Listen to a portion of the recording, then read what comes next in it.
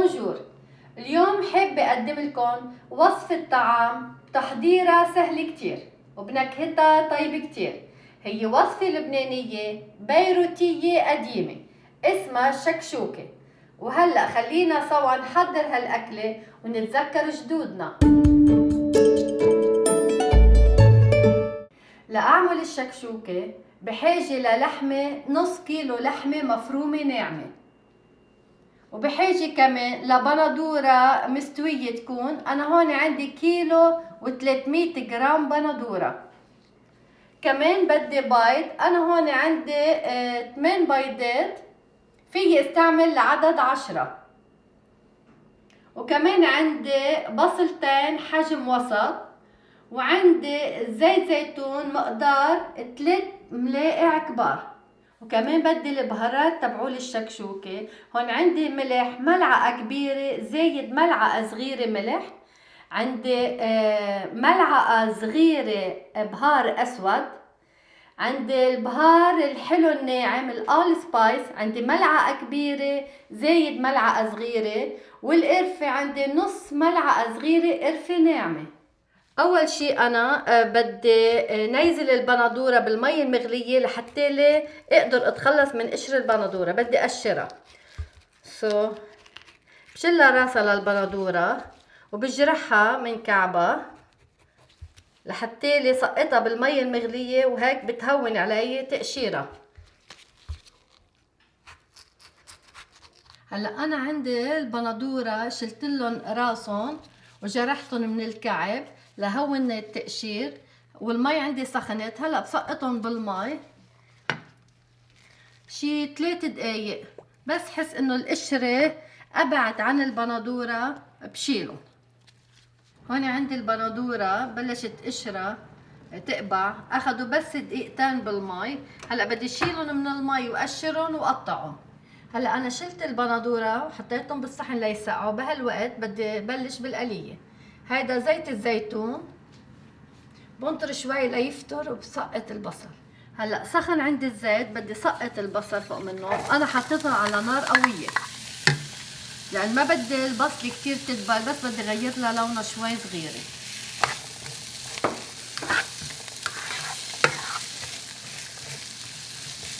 هلا اخذت شوي صغير البصله لون، بدي سقط اللحمه عليها. كمان النار قويه، ما بخفف النار تحت اللحمه وما بحط شي بهارات ولا ملح على اللحمه. هون قشرته لراس البندوره وهلا بدي افرمه.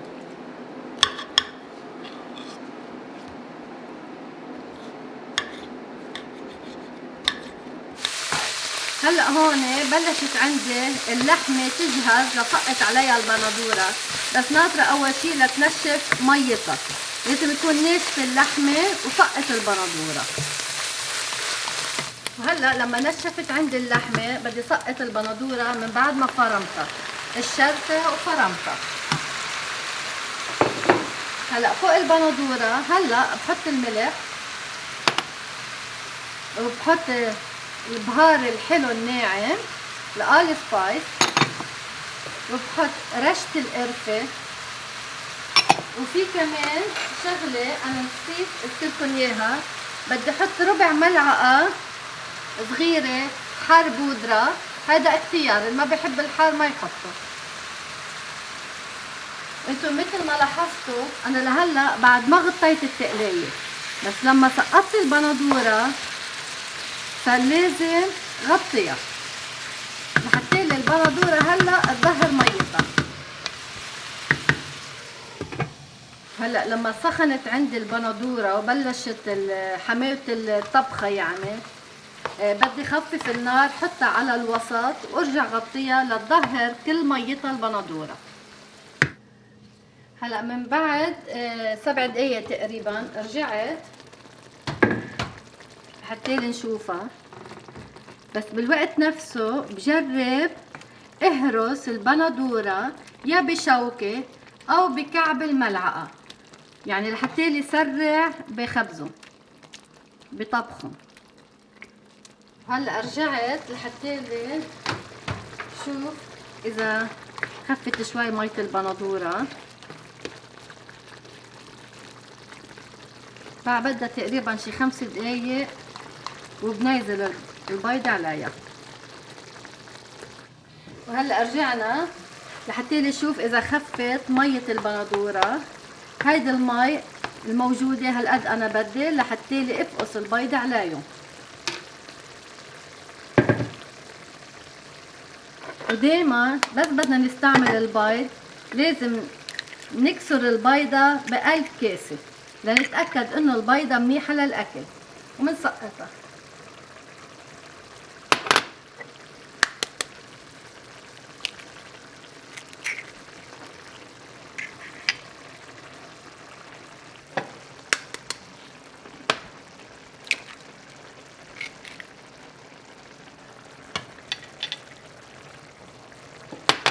هلا من بعد ما نزلت البيض بجرب اعمل لهم جوره لنازل البيض بالصلصه.